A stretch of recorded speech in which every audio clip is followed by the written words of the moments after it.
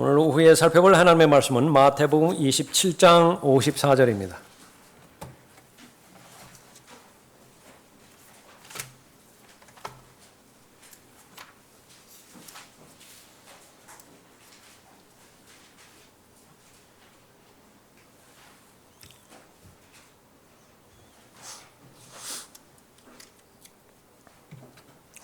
(54절부터) (60절까지) 받들어 읽겠습니다.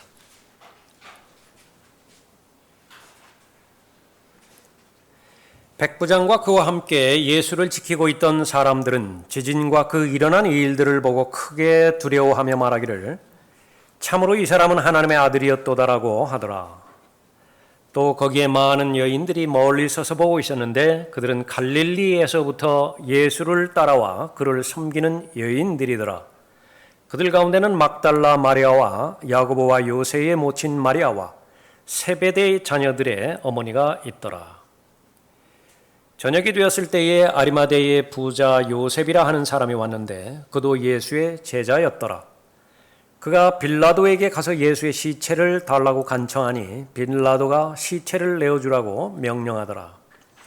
요셉이 그 시체를 가져다가 깨끗한 세마포로 싸서 바위를 파서 만든 자기의 새 무덤에 안치하고 큰 돌을 굴려 무덤 문에 놓고 가더라. 자, 위기 때 나타나는 참된 사랑의 증거라고 하는 제목으로 말씀드리겠습니다.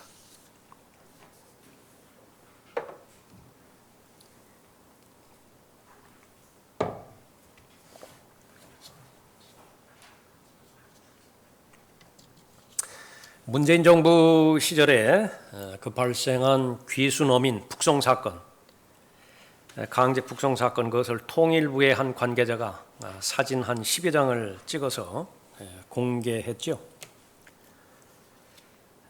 전혀 그렇게 귀순 의사가 없다.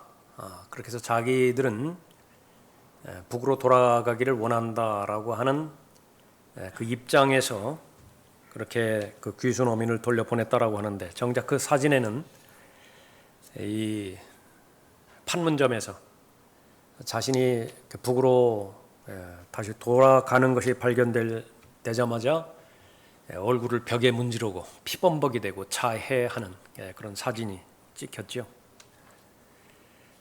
북한에서 처형될 텐데 그냥 처형되는 것이 아니라 아주 고통스럽게 처형될 것이라고 하는 공포감이 그런 극단적인 선택을 한 것 같다, 그렇게 관계자가 말했다고 합니다.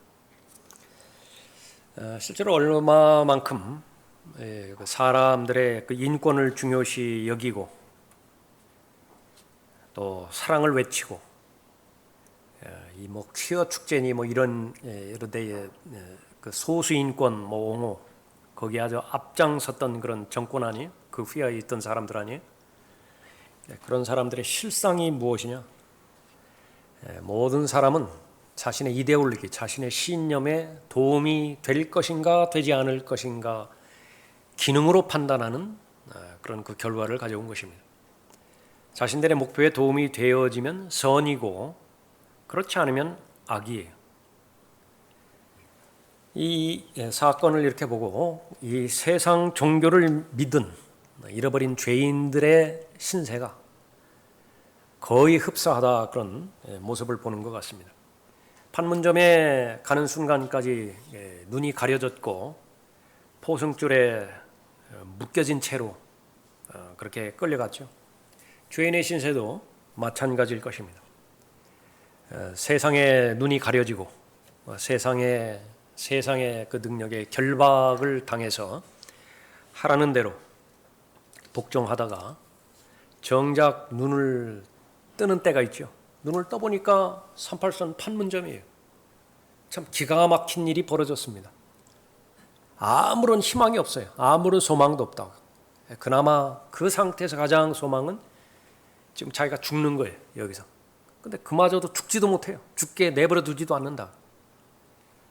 지옥의 입구에서 눈을 떴을 때에 설마 했는데 모든 것이 진짜였죠. 그렇게 철석같이 믿었던 세상의 풍조, 또 자기 한두 사람이 아니라 거의 대부분의 사람들이 그런 생각을 가지고 갔잖아요. 그걸 믿었다고요. 설마 이 많은 사람들이 잘못이란 말이냐? 많은 사람들이 심판의 대상이고 멸망의 대상인 것인가? 결국 몸부림치고 또 좌절감에 통곡을 해보지만은 그러나 그것은 불가항력입니다. 인권하지만은 하나님보다 더 인권을 소중하게 여기시는 분이 없죠. 한 사람의 혼, 그 존재 자체, 거기에 더 이상 붙이지도 않고 빼지도 않으시는 분이죠. 한 사람의 혼을 사랑하시는 분이 바로 하나님이십니다. 정작 믿어서 자유를 얻어볼까, 좀 더 나은 삶을 누려볼까, 대한민국 정부를 믿었던 사람이죠. 이 북에서 내려온 귀순 어민들. 그런데 이처럼 큰 배신이 어디 있습니까? 이처럼 크게 배반을 당한 그런 경우가 어디 있겠어요? 그 두 사람 경우에. 이 잃어버린 죄인도 마찬가지입니다. 구원받기를 그렇게 원해서 교회라고 하는 곳을 찾아다녔는데 교회가 하는 일은 주일 성수, 헌금, 세례, 침례, 봉사, 그러니까 그런 것들만, 선한 행위 이런 것들만 가르치다가 결국은 끝까지 가서 눈이 풀어졌는데 결국 하나님의 심판을 받아서 지옥으로 들어가게 되어지는 것이죠. 아주 끔찍스러운 일입니다. 이 정부에서 변명거리는 것은 16명인가 선상에서 죽인 흉악범이기 때문에 돌려보낸다 그렇게 하지만은요. 설령 그 일이 사실이라 하더라도 돌려보내서는 안 되죠. 돌려보내면 안 됩니다. 그러니까 세상 정부에서는 이익을 근거로 해서 사람을 기능으로 그렇게 보고 처리를 하는지 모르지만 예수 그리스도께 오는 사람들 조건을 말씀하지 않으셨어요.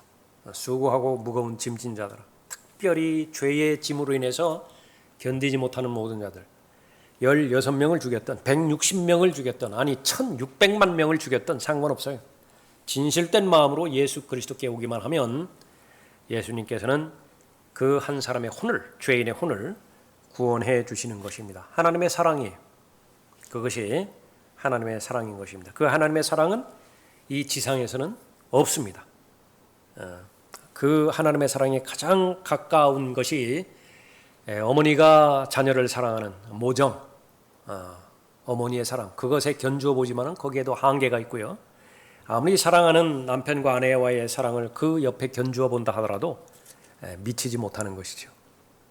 하나님의 사랑, 그 하나님의 사랑을 받은 하나님의 사람들은 그 하나님의 사랑에 대해서 올바로 반응하기를 원하시는 것인데 마음을 다하여 또 생각을 다하여 하나님을 사랑하는 사람이라 그렇게 말하고 있습니다.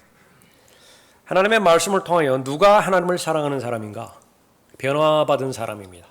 마음의 변화를 받고 생각의 변화를 받은 사람인데 그 사람의 특징은 이제 인생의 목적이 달라졌어요. 왜 인생의 목적이 달라졌느냐? 지금까지 자기 자신을 잘못 판단했기 때문에 그렇습니다. 구원받은 이후와 구원받은 이전의 자기는 다른 자기예요. 구원받기 이전에는 목표가 자아 실현이었습니다. 자기의 목적이 있고 또 자기의 원하는 열망이 있다고 한다면 그것을 실현해내는 것이죠. 그렇게 해서 노력하고 애쓰고 수고하는 것이었다라고 한다면, 그러나 구원받은 이후에는 자아 실현이 목적이 아니라 예수 그리스도를 실현하는 것이 목적입니다. 그래서 구원받은 하나님의 자녀들, 변화받은 모든 하나님의 자녀들은 더 이상 내가 사는 것이 아니고 내 안에 계신 예수 그리스도께서 사는 것이라고 변화된 마음으로 고백을 하죠. 내가 그리스도와 함께 십자가에 못 박혀 있으나 그럼에도 나는 살아있노라. 그러나 내가 사는 것이 아니요, 그 전에는 내가 살았다고요. 자아 실현이 목적이었는데 그러나 내가 사는 것이 아니요, 그리스도께서 내 안에 사시는 것이라. 무엇 때문에 그리스도께서 내 안에 사셔요? 역사하기 위해서. 내 안에서 나를 도구로 사용하셔서 그리스도의 목표와 그리스도의 열정을 실현시키기 위해서 내 안에 사시는 것입니다. 그리스도께서 사시는 것이라. 내가 이제 육신 안에서 사는 삶은 나를 사랑하시어 나를 위해 자신을 주신 하나님의 아들을 믿는 믿음으로 사는 것이라. 사랑과 믿음이 연결이 되어지죠. 내가 이제 육신 안에서 사는 삶은 나를 사랑하시어, 이것이 동기예요. 먼저 사랑으로 나에게 다가오셨습니다. 그 사랑에 대한 반응이 믿음입니다. 그 진실된 믿음인 것이죠. 하나님의 아들을 믿는 믿음으로 사는 것이라. 그래서 예수 그리스도를 사랑하는 그 사랑을 하나님의 말씀 가운데서 원리로 말씀해 주셨는데, 그것은 제일 먼저 자기를 부인하는 일부터 시작됩니다. 그때 예수께서 제자들에게 말씀하시기를 누구든지 나를 따라오려거든. 왜 따라가죠? 예수 그리스도를 무엇 때문에 따라가요? 그래야 온전해지니까. 그래야 완성된 삶을 이루는 것이니까. 제일 먼저 자기를 부인하고 세상이 받아들일 수 없는 것입니다. 그 최고의 투자를 하고 최고의 절정기, 그 인생의 황금기, 그것을 다 투자를 하는 것은 앞을 내다봤을 때의 그 목표가 자아 실현이었기 때문에 그래요. 자기 실현이었기 때문에 그렇습니다. 그러나 그걸 송두리째 부인합니다. 그런 삶은 내 제자의 삶에 적합하지 않다고. 자기를 부인하라고. 자기를 부인하고 자기 십자가를 지고 나를 따르라. 누구든지 자기 생명을 구하고자 하면 잃을 것이요. 누가 자기 생명을 구하고자 하는 사람이에요? 자아 실현의 목표인 사람이에요. 나는 살아야 되겠다. 다른 사람을 딛고 억압하고서라도 나는 살아야 되겠다. 이 두 사람의 귀순어민, 두 사람을 희생시키고서라도 나의 신념, 무슨 평화를 이룬 대통령 그 이름을 원했겠죠. 그걸 이루고야 말겠다. 거기서부터 출발해서 모든 인생이 확장되는 것이겠죠. 사람이 온 세상을 얻고도 누구든지 자기 생명을 얻고자 하면 잃을 것이요. 누구든지 나를 위하여 자기 생명을 잃으면 얻으리라. 사람이 온 세상을 얻고도 자신의 혼을 잃는다면 무슨 유익이 있겠느냐. 기업의 목적은 유익을 얻기 위함입니다. 나라고 다르지 않아요. 나도 개인이 기업이죠. 뭔가가 유익이 돼야 돼요. 그러기 위해서 오늘 하루를 목적을 두고 살아가는 것이죠. 하나님의 관점에서도 마찬가지입니다. 하나님은 유익이 있어야 돼요. 하나님께서는 합리적인 분이시고 또 하나님께서는 과학적인 분이십니다. 하나님께도 유익이 있어야 된다고요. 그런데 이 유익이 충돌이 돼요. 내 기준의 유익과 하나님의 기준의 유익이 충돌이 되어지는 것입니다. 누구를 따라야 되는 것이냐? 그러니까 두말할 것 없이 하나님의 기준을 따라야 되는 것인데 믿음이 필요합니다. 누가 믿음을 소유하고 주장할 수 있는 것이냐? 하나님의 사랑을 먼저 받아야 돼요. 하나님의 사랑을 받은 사람. 순수하고 어린아이와 같이 단순한 마음으로 계산하지 않고 그 하나님의 사랑을 받은 사람에게는 능력이 있습니다. 어떤 능력이 있죠? 자기를 부인할 수 있는 능력이 있어요. 십자가를 지고 가는 그 결과 예수 그리스도를 따를 수 있는 능력이 생긴다고요. 그런데 여기 계산하기 시작하면 하나님의 사랑을 받기는 받되 내가 그 하나님의 사랑에 대해서 계산을 해요. 그러면 성령께서 역사하지 않았습니다.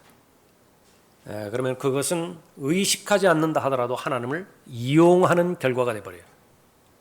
그러니까 거기에는 어떠한 역사도 없게 되는 것입니다. 그러나 하나님의 관점은 뭐예요? 그러니까 유익이 되는 삶을 살라고 말해요. 그것은 무엇이에요? 자기 부인하라. 목적이, 인생의 목적이 자아 실현이 목적이 아니라 내 안에 계신, 골로새서 1장 27절에 기록된 대로 내 안에 계신 예수 그리스도께서 나를 통하여, 도구를 통해서 예수 그리스도를 실현하는 그런 삶을 살게 하라. 그 결과는 어떻습니까? 그 결과를 경험한 바울의 고백에 의하면 다른 어떤 것과도 바꾸지 않겠다. 내 이 삶을 다른 어떤 삶과도 바꾸지 않겠다. 그러니까 바울은 부러워해 본 사람이 없습니다. 얼마만큼 부러워해 본 사람이 없는 것이냐. 가장 부요한 상태에 처하는 법도 배운 사람이고요. 가장 궁핍한 처지에서 사는 법도 배웠어요. 둘 다 만족스러운 삶이에요. 둘 다 만족스럽다고요.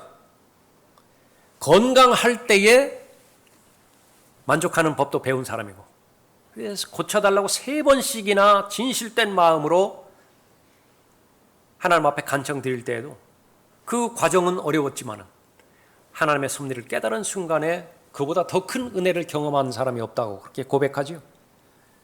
바울보다 더 부러운 사람이 어디 있습니까? 그러니까 그러한 삶을 살 수 있는 것입니다. 하나님의 사랑의 능력이에요. 하나님께서는 모두가 다 하나님을 사랑하는 하나님의 자녀가 되기를 바라는 것입니다.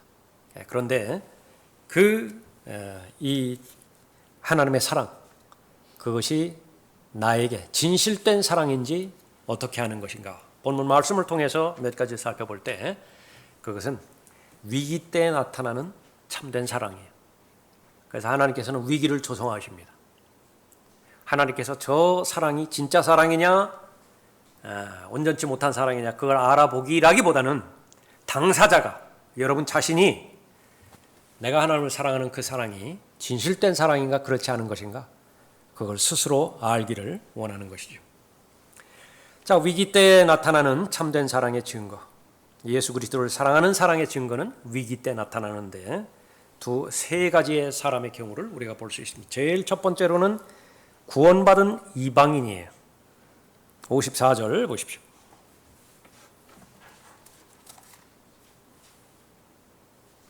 백부장과 그와 함께 예수를 지키고 있던 사람들은 지진과 그 일어난 일들을 보고 크게 두려워하며 말하기를 참으로 이 사람은 하나님의 아들이었다라고 하더라. 하나님의 아들이었다. 고백이죠. 주의 이름을 부르는 자는 다 구원을 받습니다. 십자가 옆에 달렸던 강도도요, 주여 불렀죠. 주의 이름을 부르는 자는 구원을 받아요. 그런데 성경 변개자들은 이 주라고 하는 이름을 다 삭제해서 구원받지 못하게 만들죠. 대표적으로 사도행전 8장에서 이디오피아 내시가 침례받기 전에 내가 무슨 침례받는데 필요한 것이 어디 있습니까? 마음으로 믿고 입으로 시인하면 그만이죠. 그러니까 내가 예수 그리스도는 하나님의 아들이라는 것을 믿나이다 말했는데 그거 다 지워버렸어요. 여기도 마찬가지입니다. 누가복음 23장에서 십자가 강도가 주여 그렇게 불렀는데 주라고 하는 말 삭제시켜버리고 예수여 그렇게 불러버렸죠. 구원받지 못해요. 예수여라고 부르면 구원받지 못한다. 누가복음 23장 47절에서는 이러한 일을 본 한 백부장이 하나님께 영광을 돌리며 말하기를 참으로 이 사람은 의인이었도다라고 하더라. 예수 그리스도께서 의인이었도다 그렇게 말하고 있습니다. 신약에서 구원받은 최초의 이방인이에요. 예수 그리스도 죽으신 다음에 신약에서 구원받은 최초의 이방인입니다. 예수 그리스도께서 돌아가시기 전에 구원받은 유대인 강도가 바로 십자가에 달린 그런 강도였다라고 한다면 이방인의 최초는 바로 이 백부장이었습니다. 히브리서 9장 16절에 의하면 유언이 있는 곳에는 유언한 자의 죽음도 필연코 따라와야 하리니 유언은 사람이 죽은 후에야 효력이 있으며 유언한 자가 살아있는 동안에는 전혀 효력이 없느니라. 처음에는 두 강도 모두가 예수님을 비난했습니다. 예수님을 모욕했어요. 그러나 다른 행악자가 되받아 그를 꾸짖어 말하기를 내가 동일한 정죄함을 받고 있으면서도 하나님을 두려워하지 않았느냐. 누가복음 23장 40절 말씀인데 이것은 그 뒤의 일이에요. 뒤에 뭔가가 변화가 있어서 주를 비난하는 것을 멈추고 예수 그리스도를 주로 받아들였던 것입니다. 우리는 행한 일에 대한 보응을 받는 것이 참으로 당연하지만 두 강도의 입장에 이분은 아무 잘못을 행한 것이 없도다. 그리고 예수 그리스도께 부탁을 하죠. 주여 주께서 주의 왕국에 임하실 때 나를 기억하소서. 예수님께서는 여기에 답을 하십니다. 진실로 내가 너희에게 말하노니 오늘 내가 나와 함께 낙원에 있으리라. 무엇 때문에 그렇게 변화를 받던 것인가요? 성령의 역사가 있었습니다. 예수님의 십자가 위에 명패가 있었죠. 왕입니다. 유대인의 왕이. 그 명패를 읽을 때에 그냥 건성으로 읽은 것이 아니라 성령께서 역사하셨습니다. 그래서 그 사실을 믿었고 그 결과 구원을 받게 된 것입니다. 이 백부장이 구원을 받았는데 그 주변에도 많은 사람이 있었어요. 그런데 한탄을 합니다. 자신들이 잘못을 저지른 것에 대해서. 또 그 광경을 보려고 함께 온 모든 무리가 일어난 일들을 보고 그들의 가슴을 치며 돌아가더라. 가슴을 치며 돌아갔어요. 예수 그리스도는 이미 돌아가셨고 십자가에 달려서 본인이 행한 것이 잘못을 저지른 것인데 그것도 너무나 큰 잘못을 저질렀던 것입니다. 너무 늦었어요. 돌이키기에는 너무 늦었다. 이 두 부분을 구분할 수 있는 것이 중요합니다. 예수님께서는 이러한 사람들에 대해서 용서해 주시라고 기도하셨죠. 아버지시여 저들을 용서해 주옵소서. 그들은 자기들이 하는 것을 알지 못하나이다. 하나님께서 그 예수님의 기도를 들으시고 응답하셨어요. 그것이 바로 사도행전에서 두 번째 기회를 주신 것입니다. 두 번째 메시아를 받아들일 수 있는 기회를 주신 것이. 그런데 너무 늦어버린 것이 있어요. 이 이스라엘 민족이 예수님의 피에 관해서 자신을 저주해버렸어요. 그것은 돌이킬 수 없습니다. 모든 백성이 대답하여 말하기를 그의 피를 우리와 우리 자손에게 돌리라고 하더라. 그 기회에 관련돼서는 두 번째 기회를 주셨지만은 그 예수 그리스도의 흘려진 피에 대해서 저지른 죄는 감당을 해야 되는 것입니다. 이것을 그리스도인에게 적용을 해보자. 그리스도인에게 자신이 죄인임을 인정하고 예수 그리스도를 개인의 구주로 믿고 입으로 시인했다고 한다면 죄들이 다 용서받아요. 구원받는 것입니다. 그 사람의 방향은 이제 영광 있는 하늘나라로 계속해서 향하고 있는 것이지요. 그러나 구원받은 이후의 삶이 자꾸 걸리는 부분이 있습니다. 방해가 되어지는 부분이 있어요. 두 가지로 나눠볼 수 있는데 그 하나는 구원받기 이전에 범죄에 연루돼서 망쳐버린 사건들이에요. 몸에 여기저기 탈이 났다고. 죄로 인해서. 또 하나는 구원받았다 하더라도 그 이후에 헌신하지 못하고 하나님의 진리의 말씀에 순종하지 못함으로 해서 의도적으로 범죄를 해버렸어요. 그랬을 때 자백했을 때에 그 지은 죄에 대해서 용서는 받지만은 그러나 그 죄에 대한 결과 그것을 죄짓기 이전의 상태로 돌리기에는 너무 늦어버린 것입니다.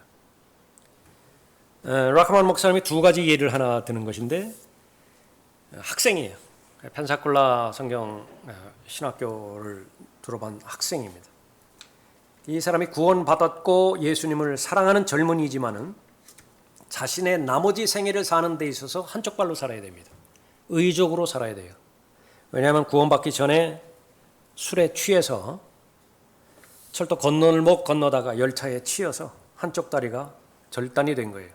이것은 구원받았다라고 해서 해결되는 부분이 아닙니다. 그런데 이 부분들을 간과하는 것이죠. 또 한 번의 경우에는 일단의 젊은이들이 이제 멕시코 그 경계를 넘어가서 원 없이 죄를 지으려고 계획하고 있어요. 근데 거기 그 경계선에서 휠체어를 타고 노인네가 연필을 팔고 있었는데 가만히 보았더니 뻔해요. 이 젊은이들이 무슨 짓을 저지르는 것인지 뻔하다고요. 그래서 그 젊은이들 가운데 하나 불러와서 말을 겁니다.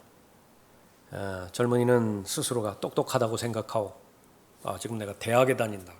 그러니까 그것을 이제 계기로 해서 내가 그러면은 수학의 등식 하나를 제시할 텐데 한번 생각해 보라고. 이쪽 편에 멕시코를 넘어가서 죄를 지는 하룻밤이 있다. 하룻밤. 이쪽 편에 천칭저울 생각하는 거예요. 이쪽 편에 20년 동안 휠체어에 앉아서 이 질낮은 생활을 하는 그 편이 하나 있다. 이것이 등식이 이퀄 관계가 성립이 되느냐고 물어봤어요. 예. 본인 얘기예요. 본인이 그렇게 한 번의 잘못을 저질렀을 때에 그 결과 어떻게 되는 것이냐. 20년 동안 휠체어에 타면서 정상적인 삶을 살지 못하는 것이죠. 젊은이에게 큰 도전이 되었다, 그렇게 말을 하는 것입니다. 이 유대인들, 그의 피를 우리와 우리 자손에게 돌리라. 이것은 너무 늦어버린 거예요. 그렇게 해서 그것이 입증되어지는 것이 유대인들의 2000년간의 암울한 역사인 것이죠. 그 피에 관한 죄를 돌이키기에는 너무 늦어버린 것입니다. 이스라엘을 사랑하는 하나님께서 메시아를 보내주셨음에도 불구하고 그 사랑에 올바로 반응하지 못했어요. 그러나 소수가 있어요. 강도였지만은 처음에는 비난했습니다. 예수 그리스도를. 자기 자신을 먼저 구원해 보라고. 자신도 구원하지 못하면서 무슨 왕이라고 주장하는 것이냐고. 그렇게 하다가 바로 예수 그리스도를 주라고 부르면서 구원받은 한 사람이 있죠. 그 사람이 십자가, 예수님께서 돌아가시기 전에 구원받은 유대인이라고 한다면, 예수님께서 돌아가신 이후에 이방인 백부장한 사람이 하나님의 아들이었다라고 고백하면서 구원을 받은 것이죠. 알려지지 않아요. 이 사람은 잘 알려지지 않는다고요.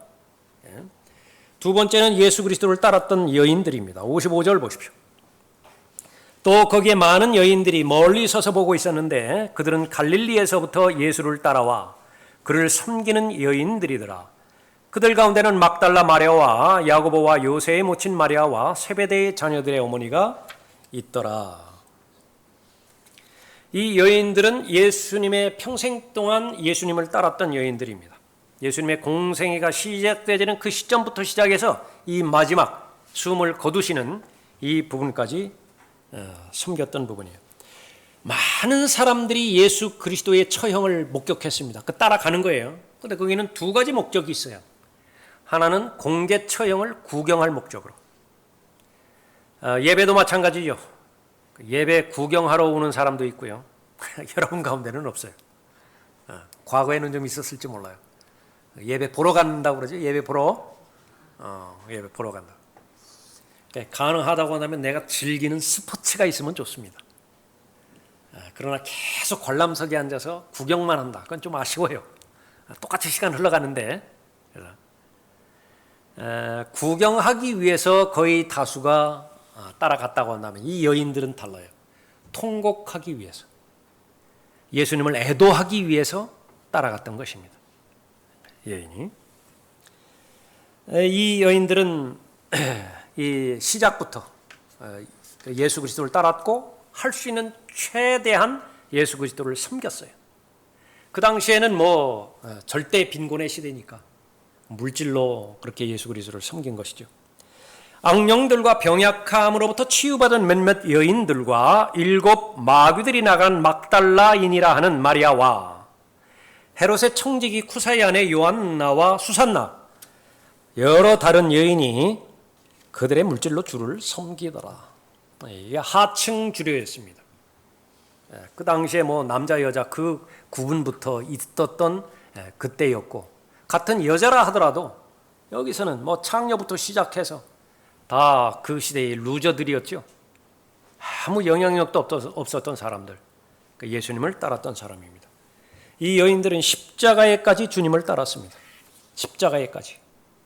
왜 십자가가 강조되어지는 것이냐? 그 공개적으로 예수 그리스도의 사랑을 그렇게 떠들었던 제자들은 다 도망가 버렸어요. 다 도망가 버렸습니다. 그 가운데 요한은 도망갔다가 도중에 이제 다시 오기는 했죠. 그래서 예수 그리스도의 죽으심을 그렇게 지켜봤던 제자였는데요. 이 여인들은 한결같습니다. 주를 아는 모든 사람과 갈릴리에서부터 주를 따라온 여인들도 멀리 서서 이 일들을 보더라. 거기에서 그친 것이 아니라 이 여인들은 무덤에까지 예수님을 따릅니다. 그때 갈릴리에서 주와 함께 온 여인들도 따라가서 그 무덤과 그의 시체가 어떻게 놓여 있는가를 보더라. 이 여인들이 예수 그리스도의 부활과 묻히심과 성경대로 셋째 날에 다시 살아나실 것, 그에 대한 확고한 믿음이 있었을까요? 없어요. 그것은 아직까지 계시되어지는 계시 가운데 있기 때문에 그렇죠. 제자들도 아무도 믿지 않아요. 셋째 날에 살아나는. 그러면 왜 간 거예요? 무덤에 이미 돌아가셨는데 끝났는데 다 끝났는데 왜 갔어요? 하나예요. 사랑했기 때문에 그런 거예요. 예수님을 정말로 마음으로 사랑을 했어요. 예? 그래서 애곡하고 싶은 거예요. 이 여인들은 부활의 소식을 가장 처음 전파한 사람들이었습니다. 많은 소식들이 있는데 그 중에서 가장 기쁜 소식, 부활의 소식, 그것을 대단한 사람이 먼저 전파한 것이 아니라 이 여인네들이었다고요. 무덤에서 돌아와 이 모든 일을 11명과 나머지 모든 사람들에게 전하더라. 이런 일을 사도들에게 전한 것은 막달라 마리아와 요한나와 야고보의 모친 마리아와 또 그들과 함께한 다른 여인들이었더라.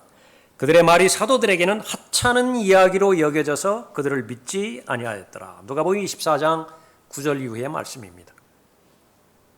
특별히 막달라 마리아가 본문에 나와 있죠. 예수님의 부활 이후에 예수님을 첫 번째로 본 사람입니다. 댄 브라운이라고 하는 사람이 다빈치 코드라고 하는 책을 썼지요. 세계적으로 아주 베스트셀러가 됐고 스테디셀러가 됐습니다. 한결같이 하나님을 공격하면 그것은 뛰어난 책이에요. 하나님을 공격해야 지성인으로 불려지고요. 하나님을 공격해야 문화인입니다. 이 사람이 대표적인 그 사람이었어요. 이 사람은 어디에서 영감을 받아서 이런 책을 그렇게 쓰게 되었는가? 영지주의자들이 빌립 복음서라는 책에서 그 힌트를 가져왔습니다. 그러면 이 영지주의자들은 무엇을 근거로 해서 이 빌립 복음서라고 하는 이 책을 썼는 것인가? 그것은 구원받지 못한 헬라 철학자 셀수스라고 하는 사람이 있어요. 셀수스는 AD 180년경 사람이고요. 빌립 복음서는 AD 200년경 시대예요. 목적은 무엇이냐? 성적 분출구를 폭발시키는 것입니다. 성적으로 억압받는 비정상적인 사람들이 있어요. 퀴어 축제에 참여하는 모든 사람들 다 마찬가지입니다. 이 신경병자 무리들이 마음속으로, 머릿속으로요, 상상을 했는데 가장 더러운 생각, 가장 타락한 생각, 그것을 마귀가 넣어주는 생각 그대로 방치했어요. 그런 그 짓을 저지른 것입니다. 그러나 성경에서 나오는 마리아, 성경에는 많은 마리아가 나오죠. 예수 그리스도의 모친 마리아, 얼마나 거룩한 여인이에요. 카톨릭에서 다 버려버렸죠. 막달라 마리아 역시 마찬가지입니다. 그런 마리아임에도 불구하고 이렇게 잘못을 저질러 버렸죠. 진정한 사랑 어디에서 나타나죠? 예수 그리스도께서 가장 위기의 상황에 죽으셨잖아요. 그 죽으신 예수 그리스도 옆에 있다라고 하는 것이 얼마만큼 위험스러운 일인 것인가, 그것을 이 본문을 기록하고 있는 맥락마다 발견되는 것입니다. 한 패거리면 같이 취급을 당해버려요. 진정한 사랑, 그것은 대단하게 명성 있는 사람들 안에서 발견되어지는 것이 아니라 이렇게 이름 없는 사람들이라고요. 그 백부장이 예수 그리스도께서 하나님의 아들이었다고 고백했을 때 그것이 군 지휘부에 알려져 봐요. 자신의 위치가 어떻게 되는 것인가, 그걸 감수한 것입니다. 손해를 감수한 것이에요. 마지막 세 번째, 예수님을 장사한 비밀 제자들이 57절 보십시오. 저녁이 되었을 때에 아리마대에 부자 요셉이라 하는 사람이 왔는데 그도 예수의 제자였더라. 그가 빌라도에게 가서 예수의 시체를 달라고 간청하니 빌라도가 시체를 내어주라고 명령하더라. 요셉이 그 시체를 가져다가 깨끗한 세마포로 싸서 바위를 파서 만든 자기의 새 무덤 안에 안치하고 큰 돌을 굴려 무덤 문에 놓고 가더라. 이 성경의 예언의 한 구절을 성취하고자 하나님께서 요셉을 부르신 것이에요. 700년의 간격이 있습니다. 이 사건이 일어난 사건과 그 이전에 700년 간격이 있어요. 그가 악한 자들과 더불어 자기의 무덤을 마련하였으며 그의 죽음을 부자와 함께하였으니, 그래서 요셉을 부자라고 의도적으로 기록하고 있는 것입니다. 요셉은 부자예요. 이사야 53장 9절 말씀이 문자적으로 성취되어지는 순간이죠. 그의 죽음을 부자와 함께하였으니 이는 그가 폭력을 행사하지 않았고 그의 입에는 속임수가 없었기 때문이라. 요셉은 부자였습니다. 그가 새 무덤을 마련했죠. 가족 무덤으로 사용할 예정이었습니다. 자기도 그 무덤에 들어갈 예정이었어요. 자기가 죽으면. 그 무덤은 돌을 파서 만든 무덤이었습니다. 이 아리마대의 부자 요셉, 성경의 본문에 보니까 그도 예수의 제자였더라 그렇게 말하고 있습니다. 그래서 우리에게는 좀 희망이 있습니다. 이런 말을 들을 때 우리가 좋아요. 아주 믿음의 영웅들이 잘못을 범할 때 무슨 심보인지는 모르지만 좀 여유가 생겨요. 안도의 한숨이 쉬어집니다. 비밀스럽게 예수 그리스도를 믿었지만은 공개적으로 표현을 하지 못했어요. 두려움 때문에 그랬겠죠. 그런데 성경에서는 평가해 줘요. 예수의 제자였더라. 요한복음 12장 42절에 따르면 그럼에도 불구하고 상급 관원 중에서도 많은 자가 주를 믿었으나 바리새인들 때문에 그들이 주를 시인하지 못하였으니 이는 그들이 회당에서 출애당하지 않게 하기 위함이라. 이는 그들이 사람의 영광을 하나님의 영광보다 더 사랑하였습니다. 사랑하긴 사랑하는데 더 사랑하는 것. 그죠? 하나님께서는 이 부분들을 분명하게 규정을 짓습니다. 둘 다 사랑할 수는 없어요.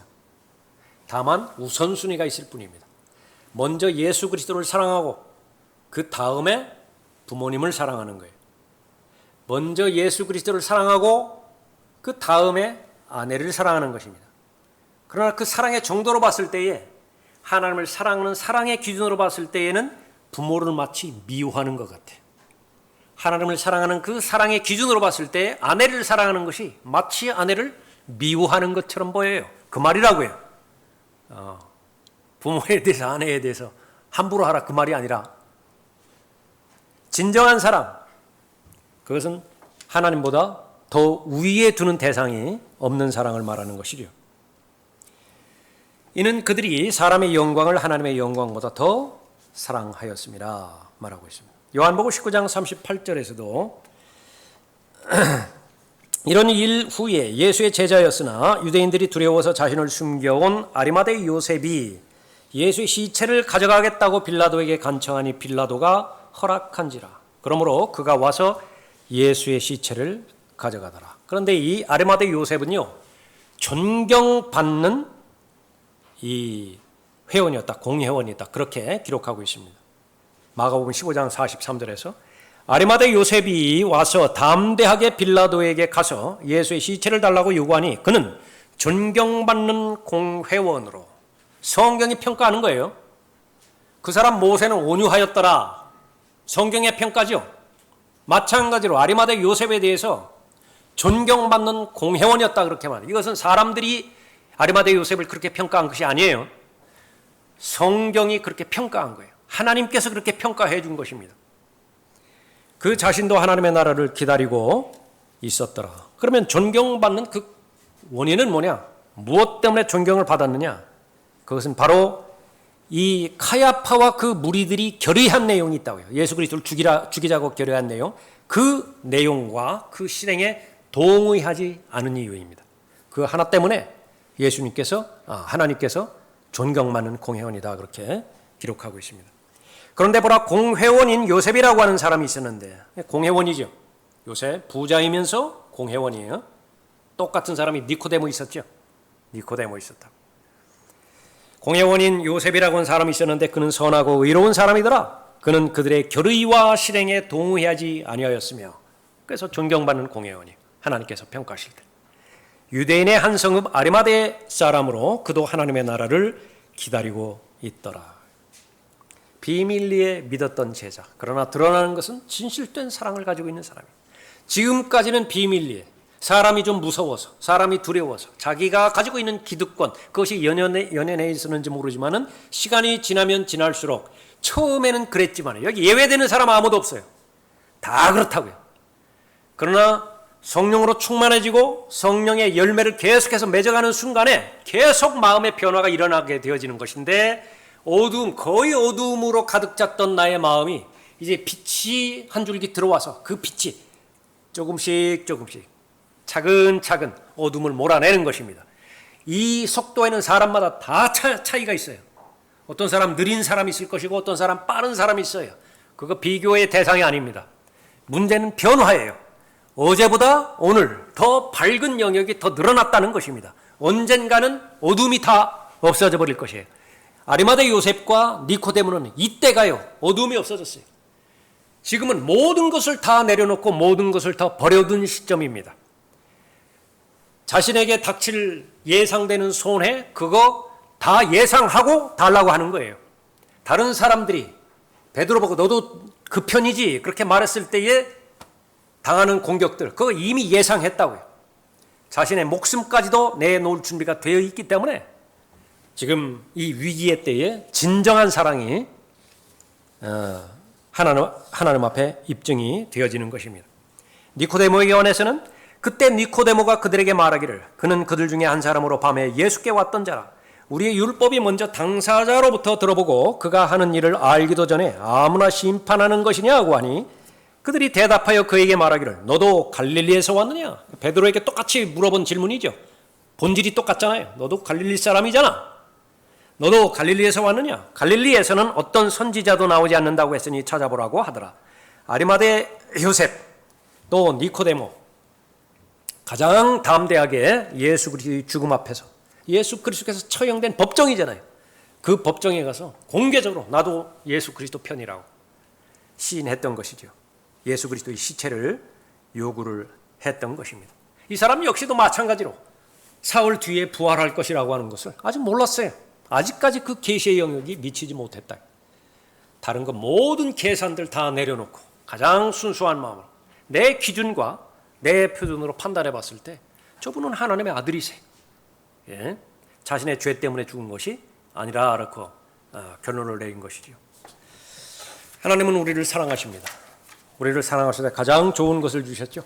그러니까 예수 그리스도를 우리에게 먼저 주셨어요. 요한일서 4장 10절에 의하면 그 사랑을 우리가 소유하기를 바랍니다. 그 사랑은 입증되어야만 돼요. 증명되지 않은 사랑은 불안정합니다. 하나님께서는 입증된 사랑을 내 스스로 알고 내 스스로 소유해서 그 사랑의 힘으로 사랑의 능력으로 주님과 동행하고 주님을 섬기기를 바라는 것이죠. 언제 나타나는 것이냐? 위기에 따라 나타나요. 잠깐 여러분의 생애를 뒤로 돌려보세요. 위기의 때 몇 가지 있었습니까? 네, 한두 가지는 다 있었을 거예요. 그때에 그 위기의 때에 환경이 나를 공격하고 나의 사람들이 주변 사람들이 나를 공격한다 할지라도 그때에 이 예수 그리스도를 따랐던 여인들처럼 끝까지 죽음의 순간에서까지 그 시체를 달라고 담대하게 요구했던 이 아리마대 요셉과 니코데모 숨은 제자들처럼 나는 그때의 내 믿음을 표명함으로 인해서 사랑을 입증하였는가? 입증했습니까? 하나님 앞에 감사드리십시오. 그때 그러지 못했어요? 다시 한번 기회를 달라고 하나님 앞에 간구드리십시다. 얼마 남지 않은 이 지상에서의 삶, 몇 번 그 위기가 닥칠지 몰라요. 그러나 그때마다 하나님께서 원하시는 것은 참된 사랑의 증거, 그거를 보기를 원하는 것입니다. 여러분 안에 성령께서 내주하고 계시고 여러분이 변개되지 않은 하나님의 섭리로 보존해 주신 한글 킹제임스 성경을 가지고 있죠. 여러분은 그렇게 하실 수가 있는 것입니다. 지금의 여러분을 만드신 하나님 앞에 감사를 드리고 계속해서 지금까지 달려왔던 그 여정, 믿음의 여정, 또 하나님 앞에 자신을 시인하는 그런 여정들을 계속하시는 여러분이 되시기 바랍니다. 다 같이 일어나시겠습니다.